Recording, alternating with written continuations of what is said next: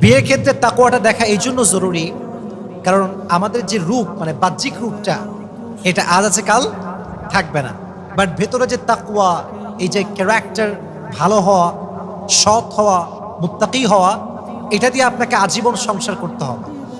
একটা মেয়েকে যদি আপনি বিয়ে করেন আজকে, মনে করেন তার বয়স কত হবে, মনে করেন 18 বছর বয়স।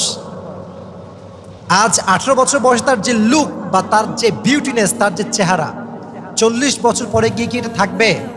থাকবে না। তখন কি থাকবে? ওই যে তাকওয়া, ইখলাস, ওই যে ভালো চরিত্র, গুড ক্যারেক্টার, এটা নিয়ে আপনি আজীবন বেঁচে থাকবেন।